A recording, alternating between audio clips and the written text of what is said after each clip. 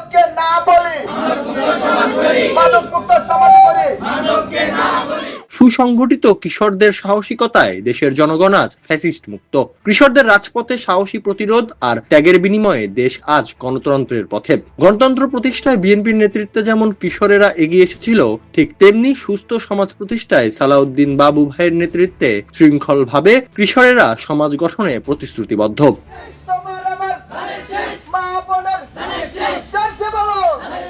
আসন্ন ত্রয়োদশ নির্বাচনকে সামনে রেখে ধানের শীষের প্রতীকের পক্ষে রাজাসন এলাকায় মাঠে নেমেছে তরুণ ভোটাররা। ধানের শীষের লিফলেট হাতে খন্ড খন্ড মিছিল, স্লোগান, জনগণের কাছে সালাউদ্দিন বাবু ভাইয়ের পক্ষে ভোট চাইতে দেখা যায় তরুণদের।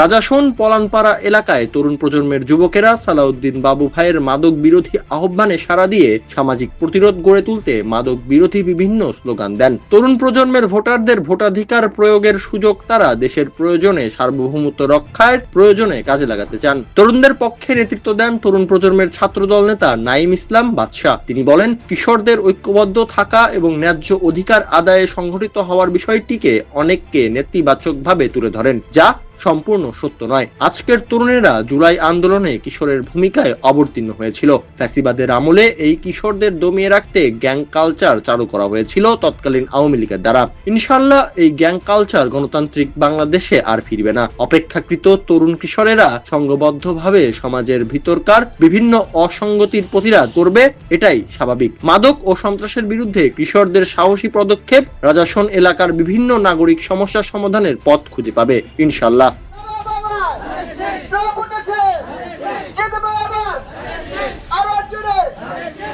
ধানের শীষের মনোনীত প্রার্থীর পক্ষে কিশোরদের ঐক্যবদ্ধ সমর্থন প্রতিপক্ষের গাত্রদাহের কারণ। তাই তারা তাদের দোসরদের অপরাধ লুকাতে সংগঠিত কিশোরদের ট্যাগ দিতে গ্যাং নামক নেতিবাচক শব্দের জুড়ে দিয়ে থাকেন।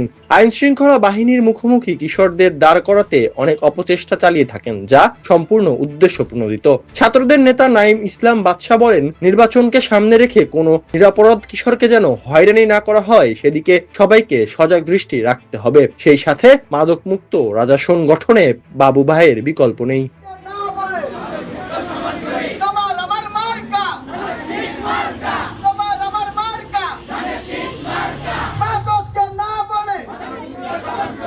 চলনবিল প্রবাহ, মা মাটি মানুষের কণ্ঠ।